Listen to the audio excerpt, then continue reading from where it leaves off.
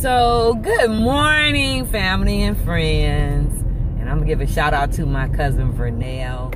Love you, cuz you are faithful to watching and listening to the word that God pours into me. And I appreciate your support. Thank you so much. You always respond to me, so that's how I know you're watching it every day. I'm sure there are probably others watching it, but she texts me each day and let me know how it blessed her soul. So thank you. Listen, I've talked about this subject before, but it was put in my spirit again today. We can never talk about certain topics too much because we forget. We learn and then we forget and we go right back to our old ways. So the topic this morning, thank you God for shining on me, first of all. You see him shining on me right there on my cheek. So the topic this morning is waiting. Waiting.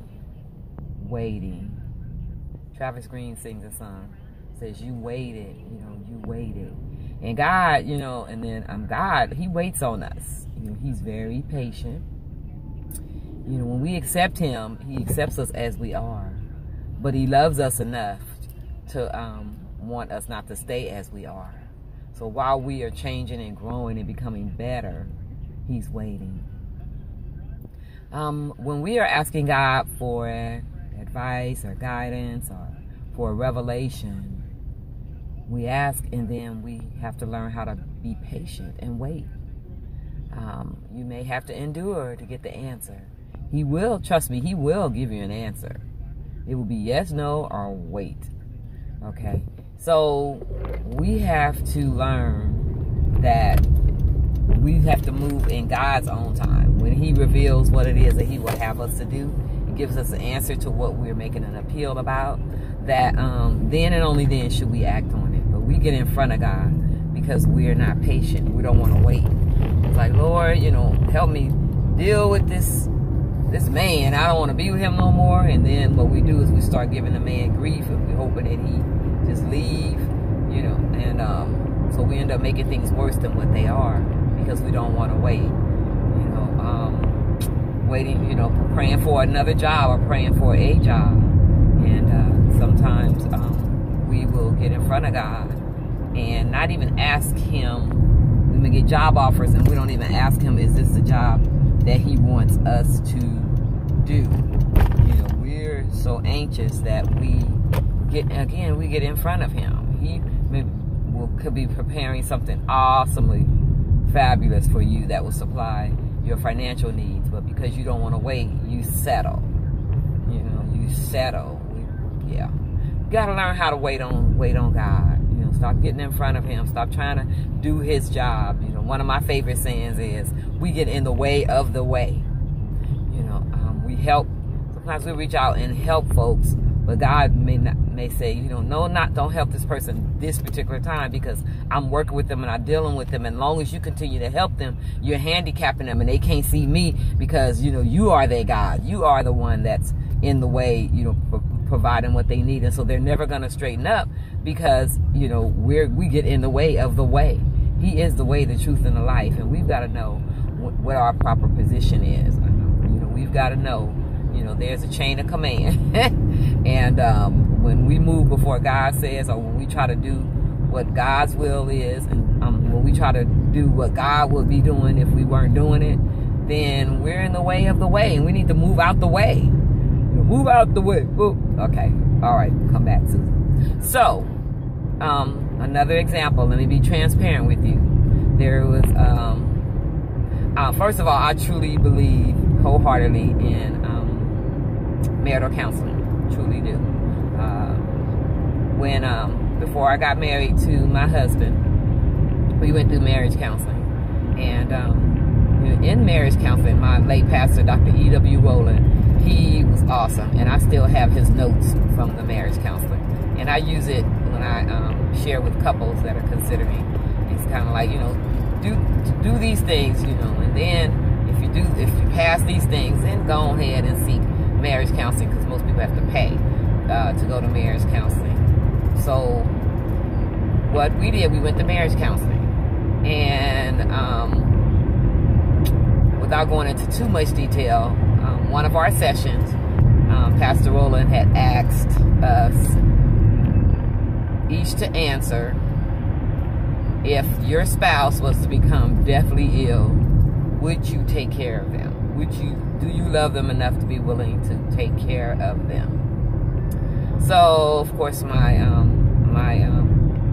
fiance at the time, he looked at me and he was like, immediately he's like, yeah, I'll take care of you, baby. I love you, and there's nothing I wouldn't do for you, and I would take care of you. I would support you and bring till God brings you back to health, and even if not then, I still would do it. So then it was my turn to look at him and give him the answer. And I looked at him. I looked at my pastor. My pastor put his head down. I looked back at him, and there was a revelation that I was not in love with this man. I was not the first Corinthians 13 love. Did not have that love for this man. And so my answer was no. My answer was no. It was like, no, I'm not ready to do that. So Poppy, which is what we call my pastor, the term of endearment, he said, we're going to go ahead and end this session because it looks like you guys have some talking to do. And so we drove out to the lake, and I was in tears. And I said, we went through this counseling and we agreed that, whatever God reveals, we'll be obedient to it. He was like, yeah. And at that time, I was closer to God than him. Not to say he didn't have a relationship, but I felt that I had a closer relationship with him because I did consult God on things for my life. So after that session of me, God revealing to me that I was not in love with this man for life, I broke off the engagement. I gave him back the ring. I said, you know what? I said, we cannot move forward. This is not going to work. This is not going to work. So both of us were crying, and through the pain, I knew that I was making the right decision, but he didn't think so. So of course he was, begging me to still move forward. So of course we, broke it off. So, but he continued to call me, and how he became my husband is, he brought up the children. He had 2 twin boys, and he brought them up. He's like, they love you. They call you mom. And I hadn't had any kids of my own. And so I had connected with them. So I want to put a bullet point right there and say, until you know what's happening with your relationship with the person that you're dating, don't bring the kids into it. Don't bring the kids into it. Yeah, that's what I got to say about that. Do not bring the kids into it. It's not fair for the kids to have people coming in and out of their life and they're not going to stay. And so, but what had happened was, I had come to love the boys. And so, because of my heart, ooh, Jesus, and love for his children, I went on and married him. But I'll tell you, walking down the aisle, I was looking at that man, and I literally, and my daddy was holding my arm, and I literally was asking God to forgive me. You know how you say, Lord, forgive me for what I'm about to do? That was my speech. And I heard God loud and clear said, you go ahead. I'm going to forgive you. However, there are going to be consequences for your decision. And so we got married, and it didn't last. It was about 3 years. So, but I'm okay. I'm okay. I'm still standing strong. And so I share this to say to you that that's been about 17 years. And I've had 3 proposals since then. And God said no, and I obeyed.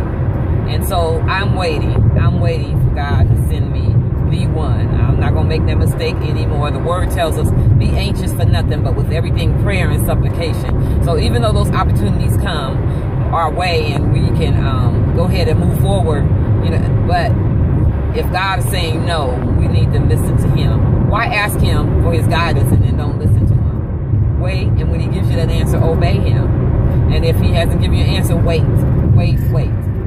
Okay, be anxious for nothing. I went a little long on this one today, but I just want to share and be transparent with the area where I did not wait. You know, God, and then I did not obey. Once he gave me the answer, I did not obey. There are consequences. I went through those, but you know what I had said? I was like, you know, I'd rather that God whip me with his loving hand than a human being whip me. Yeah, that's it. Okay? Yes, because God, when God whips you and disciplines you, he does it in love. He gracefully breaks you. Hallelujah! Gracefully breaks you. You know, there's a song, listen to it, by Tasha Cobb, called Gracefully Broken. God breaks us, but he does it gracefully. He still has grace for us. He still has mercy and compassion. But he desires that we learn from that mistake and don't make it again. And I'm not going to make it again. Not. Okay? I've learned to wait. You know, there are other things that, you know, God waited for me to do. You know, there's something. When I heard the song, I thought about one thing that I had kept doing for like 30-something years. And then finally there was a revelation. And I was like, I gotta stop. And then I asked God, I thanked God for waiting for me and not giving up on me. But then there are other things where he, you know, immediately, you know, there's a change in my life. So just wanted to share, family and friends, as we talk, wait on God. Do not move, do not respond, do not reply, do not react until God gives you an answer. Wait on him. All right? Love you all. Have a blessed and awesome Thursday. Bye-bye.